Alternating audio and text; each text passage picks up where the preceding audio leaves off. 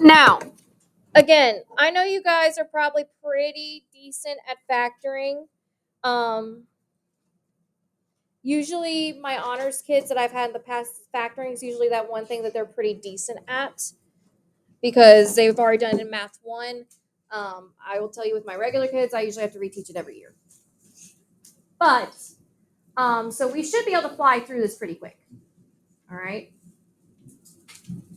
So with factoring, remember that's when you are essentially breaking a polynomial, whether it's a quadratic, cubic, whatever.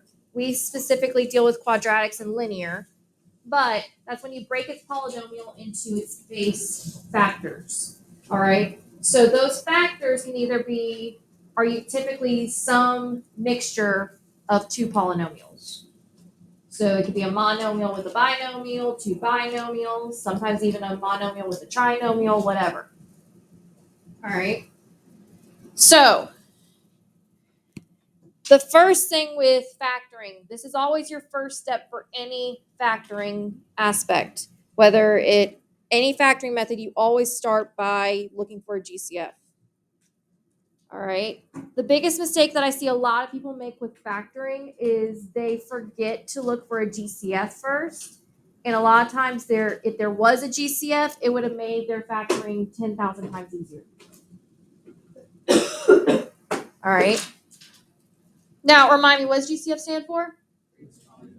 Good. So, basically, you would look at all the terms and determine if there's a GCF.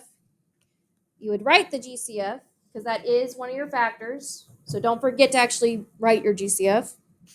And then divide the GCF out from each term and put the quotient inside the parentheses. So you guys are fairly familiar with that. Okay? So let's look at some quick examples here. And remember, a GCF can be either numerical or it can be a variable. All right, so variable GCFs do happen. So let's look at this first one. What do you think my GCF would be for example 1? It's 7. Both 35x and 42 can be divided by 7. So 7 is my first factor. I want to divide both terms by 7. And I'm left with what? 5x plus 6. Now, be careful because sometimes you may think you have the GCF, but you don't. So get in the habit of double checking what's left in your parentheses and making sure that there's nothing else you can take out. Which 5 and 6, they have nothing in common besides 1, so we're done.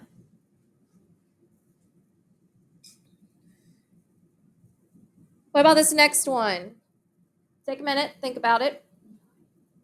Okay, let's try 9. So let's say we did 9. All right. So I'm going to take the 9 out, divide all these terms by 9. So I get 2x squared plus what? 8x and then minus 6. Now, if I look at that trinomial, do I still have something that I can take out? Yes. So 9 wasn't the greatest common factor. It was just a common factor. We still have a common factor of 2. So I'm going to bring down the 9, and we're going to multiply it to the 2. So if I divide all of these by 2, you get x squared plus 4x minus 3. So in reality, what was my greatest common factor? 18. So my GCF was actually 18. So if I rewrote this, this would be 18 times x squared plus 4x minus 3. So this is a good example of what you should do if you did not get the GCF right off the bat. All right. And it's okay if that happens. If you can't think of the GCF, because sometimes they can get pretty big, start with ones that you can definitely identify. So for that one, you definitely identified the 9. All right. You could have also started with 2. because all three numbers are even. When in doubt, if all three numbers are even, start with a 2. All right? At least it gives you somewhere to start, because sometimes when you get the number smaller, it's a little bit easier to see what it actually is. Now, those were strictly numerical GCFs. But let's look at what happens when we also have some variable GCFs. So, example 3, there is both a numerical and a variable GCF. So, what do you guys think my numerical GCF is? 5. So, my numerical GCF is 5. Now, what do you guys think my variable GCF is? X squared and y squared. So at the very least, you could have taken out an xy. All right, but if you look, both terms have at least 2 x's. Both terms have at least 2 y's. All right, so you can take out an x squared, y squared. So if I divide all of these by 5x squared, y squared, I'd have 5x squared, y squared on the outside, and then what would I have on the inside? 7y plus 9x. 7 and 9 don't have anything in common besides 1. Y and x don't have anything in common besides 1. So we're done.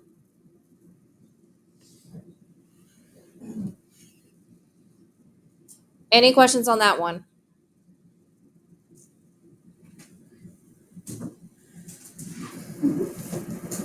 All right, what about this last one? So, numerical GCF. What would my numerical GCF be? What do you guys think? Yeah, I'm thinking, well,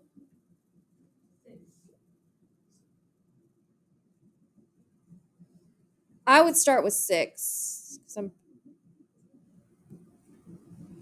All right, so let's start with 6.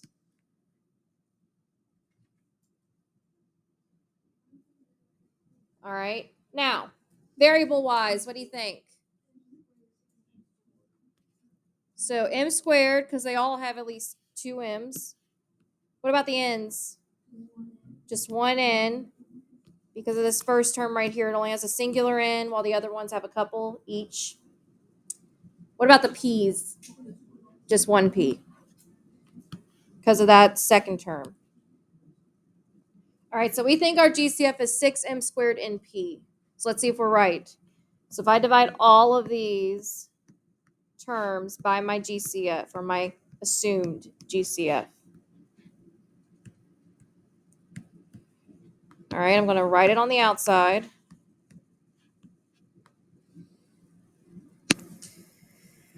All right. So, what would I be left with? What's my first term? 4p. What about my next term? 6n. And then what? Right, minus 9, n squared, p squared. So we were definitely right about it not being 12 as a numerical GCF because of that 9 right there. All right, if it was 6, if it was 12, that 9 would have been something that we could have divided by 2. Now, do 4, 6, and 9 have anything left in common? Nope. So we're done.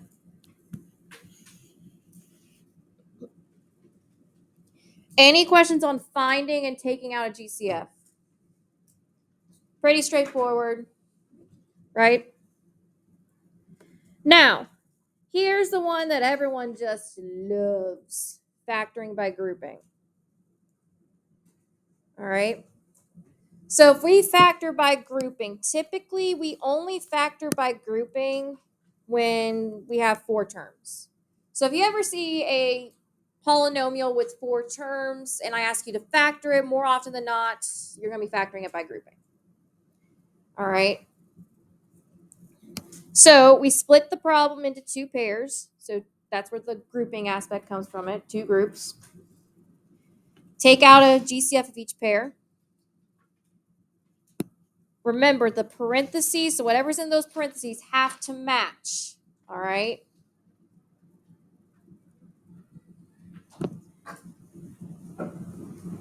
And then we pull out the common factor. And then our answer should be the product of the two binomials.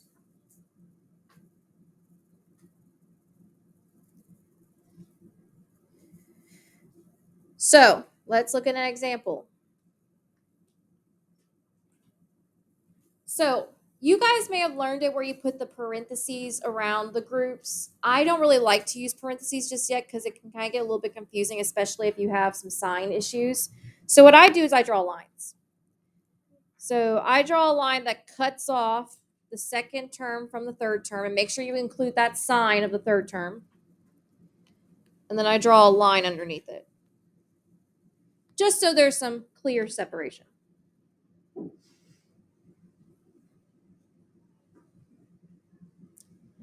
All right. So with the first group, so the one on the left, what do you think my GCF is? X squared. All right, so if I divide both terms by x squared, what would I have left?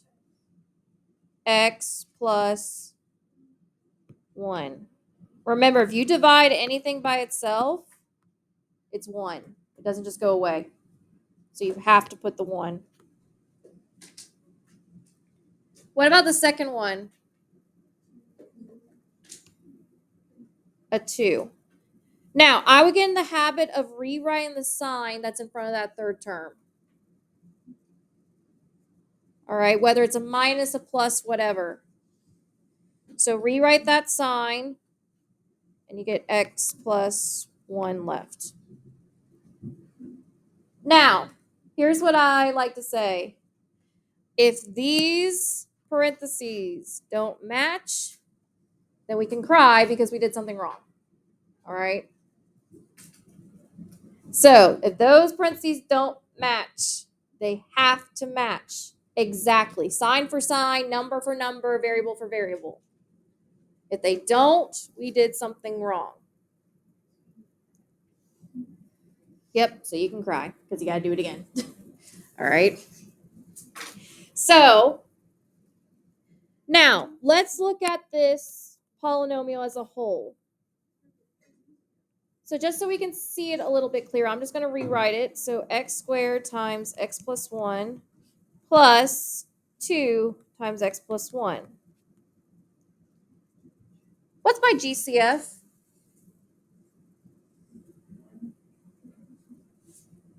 So technically, because of that line, we have a term here and a term here. So what's the GCF? X plus 1. So we're going to factor that out.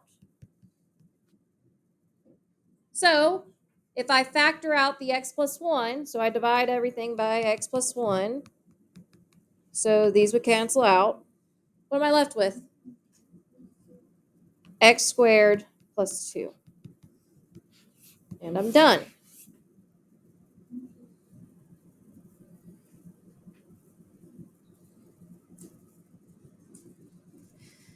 So I know you guys probably were taught to just bring down one of the bubbles and then bring down the two GCFs, which is essentially what we did, but I want to explain to you guys why that is. It's because technically we're making this into a polynomial where we're having to distribute the GCFs, or writing it as almost like we're trying to distribute the GCFs, even though in reality we're undoing a distribution.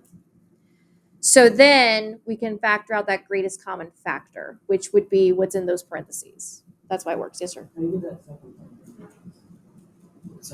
The x squared plus 2. So do you see how so my GCF here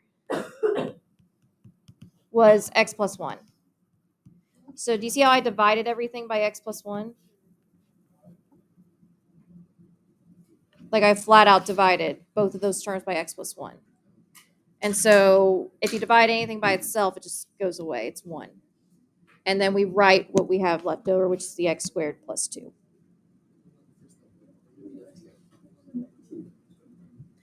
The first bubble was your GCF. Because remember, you factor by a GCF, you still got to write it. Does that make sense? All right, let's do another one. So example 6, again, I'm going to draw my line. Again, make sure you include the negative in front of that 6. All right, so my first group, so the one on the left, what's my GCF? 2a squared, good. So 2a squared. So if I divide it from both terms, what am I left with? 2a plus 5. Now, what is my GCF for the second group, so the right group? All right, now I heard -3 and I heard just 3. So let's try just 3 first, just for funsies. So you don't necessarily have to write this down. But if I do a 3, oh, I know. I'm showing you guys. So if I just did 3, that's what I'm left with. And what happens? We can cry because it doesn't match. All right? So that's why if it's close, but the signs are different, you just got to take out that negative. All right? So then this becomes positive, that becomes positive.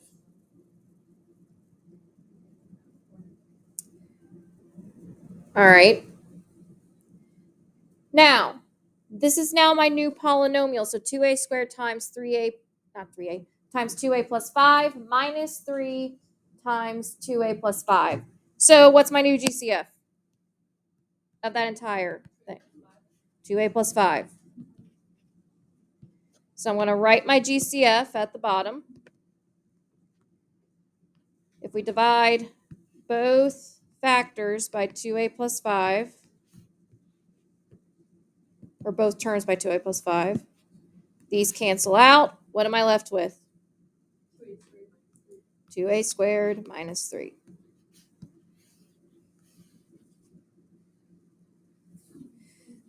So guys, with example 6, I knew that if I just took a 3 out, it would be wrong. All right, I just wanted to show you what to do if that happens.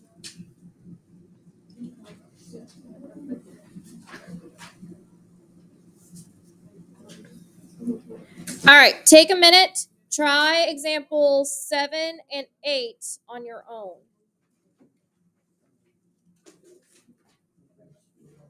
So I'll give you guys, let's say, you guys take 5 minutes to do that time?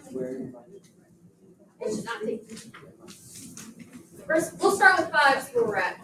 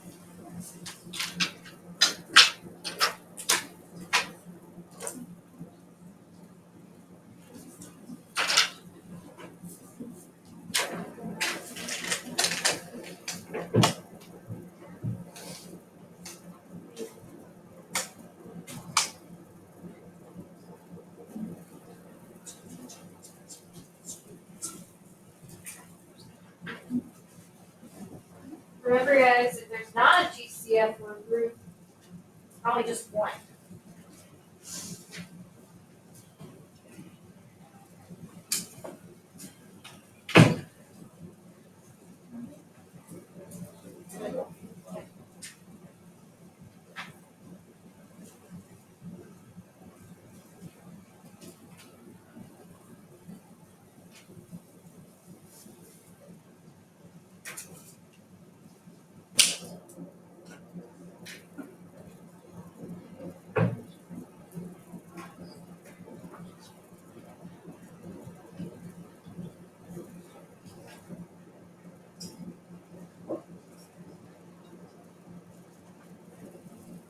Okay, thumbs up if you're ready.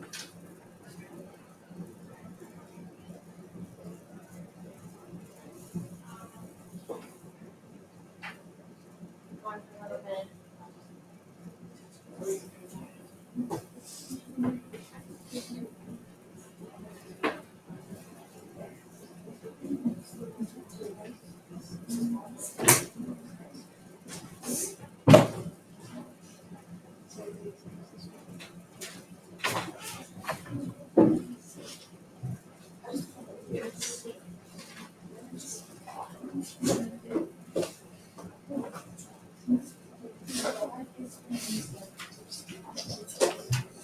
Boys.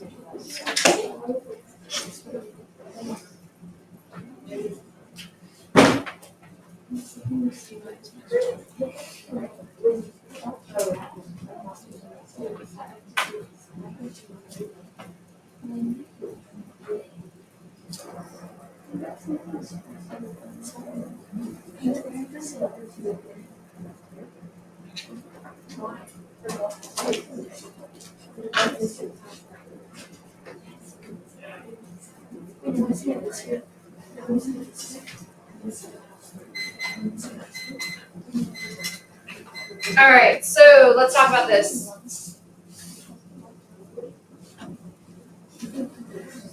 All right, so let's go with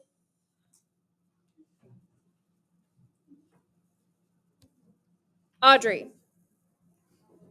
So Audrey, after I group my terms, what'd you get for your GCF and your other factor of your first group?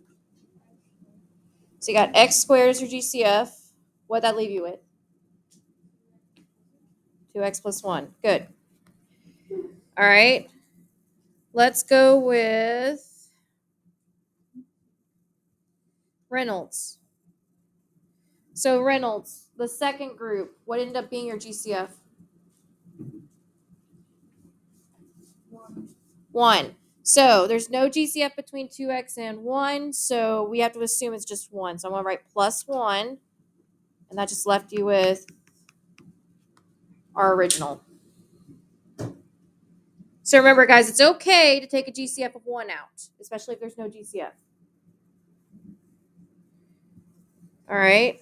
So, Lucas, what's now my big GCF for my new polynomial? 2x plus 1. So I'm going to pull out a 2x plus 1. If I divide them by 2x plus 1. What does that leave you with, Lucas? X squared plus 1. Good. And there you go. Shh. All right. Next one, let's go with Eli. So Eli, after we group our terms together, what'd you get for your GCF of your first group? 5x cubed. Guys, stop talking. What'd you have left over? X minus 1. Good. All right. What about Claire? So for your second group, what'd you end up taking out? Okay. Now, why'd you take out a negative 1 instead of a positive 1?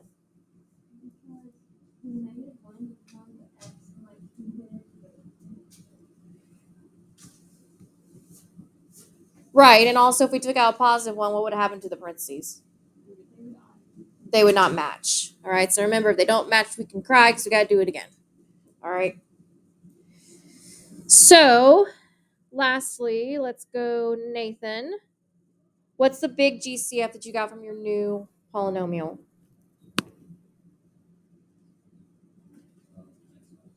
All right, so I can divide by x minus 1. I have to write the x minus 1 out here. And then what am I left with, Nathan?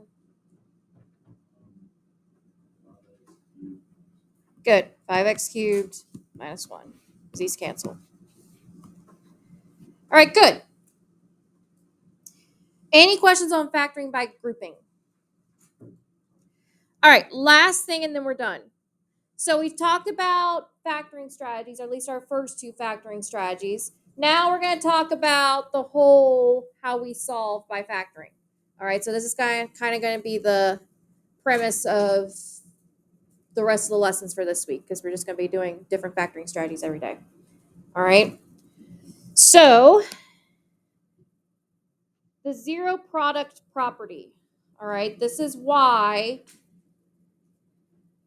So just review. When you solve by factoring, what's always the first step you got to do? Set equal to 0. All right. This property is the official name for why we do that. All right.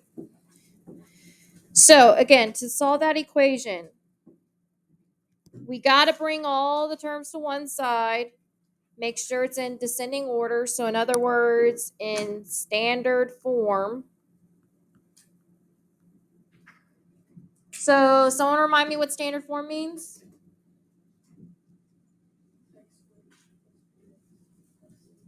Ax squared plus bx plus c, which is the standard form of a quadratic. But what's actually the definition of a standard form of a polynomial?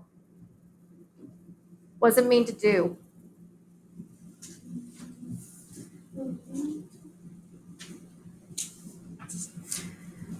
So, right. So it means put in order from highest exponent to lowest exponent. Good. All right. Now, here's the kicker. Your first term must be positive. So that x squared value has to be positive. If it's not, what do you think you're going to do first? Factor out a -1. So if it's not, the first thing you would do is factor out a -1. We can't just multiply by -1. We have to actually factor that -1 out. Then we would actually factor completely. And we would use the zero product property to solve. So all the zero product property is that, so let's say that I had 4x equal to 0. All right, just as an example. Without even solving, what would x have to be equal to? 0. All right. Let's say I had, let's say I had 1/2 x equal to 0. Without even solving, what does x have to equal to? Y. So y is for both of these, x has to equal 0. Anything multiplied by 0 equals 0. That's why it's called the zero product property. The formal definition of the zero product property is that anything multiplied by 0 equals 0.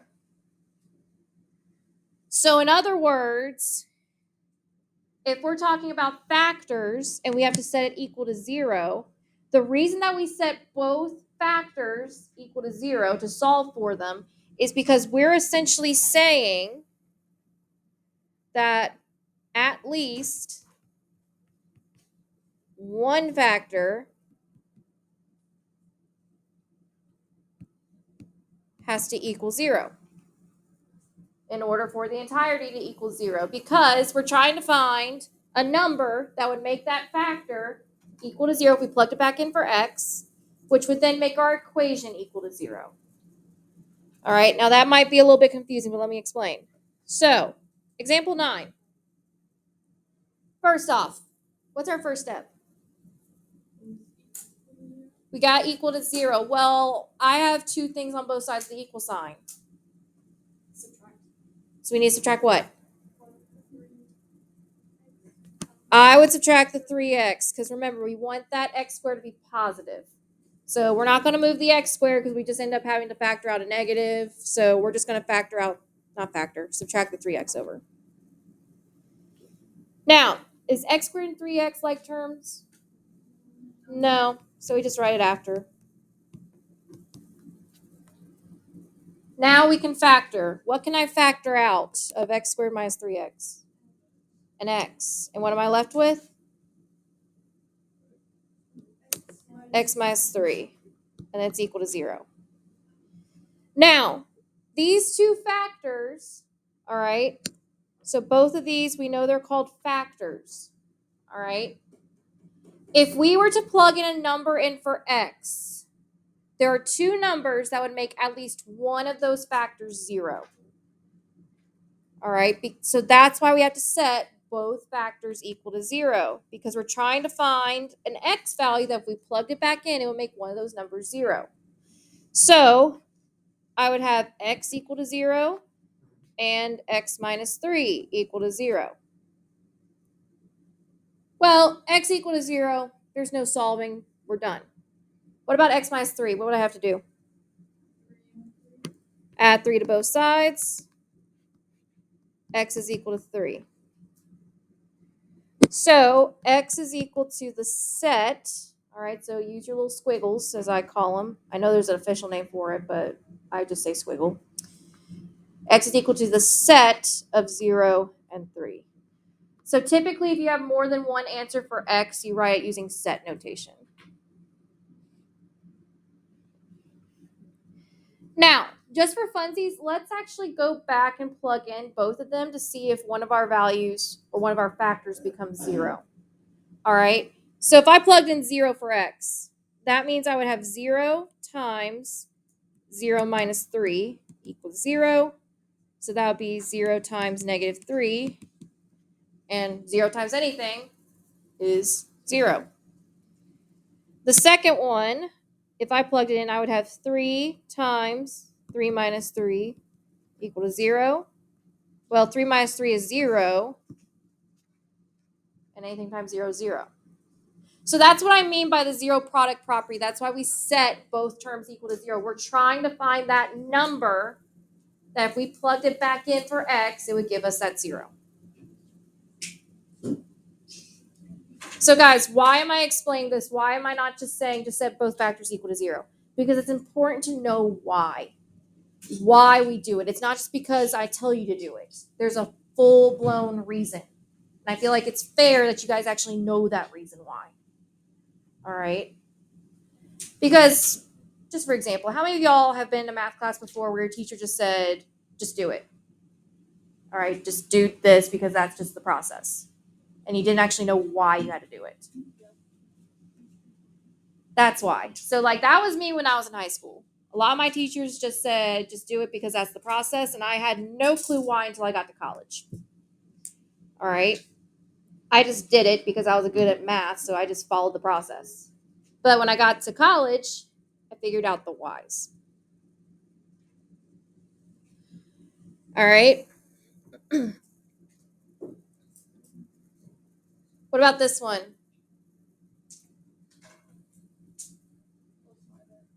So first we got to add 5x to both sides. This will be 4x squared plus 5x equal to 0. Factor out the x. So this will be 4x plus 5. And then set both factors equal to 0. So this will be x equal to 0, 4x plus 5 equal to 0. So if I solve for 4x plus 5, it's just a two-step equation. So we subtract the 5. 4x equal to 0, or not 0, negative 5. Divide by 4. So x is equal to negative 5/4. So x is equal to the set of negative 5/4, 0. Yes? If you have a variable that's not like, so if you have like just a variable GCF on the outside and there's nothing being like added or subtracted to it, then yes. All right. Now, if you have a numerical GCF and there's no variable with it, it doesn't matter. You can just almost cross it out because it won't do anything. All right.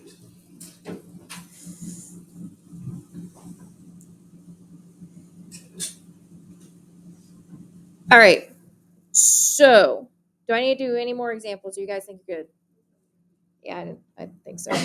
All right. So, your homework for tonight is to finish up those 8 problems on page 2 and then do all of page 3.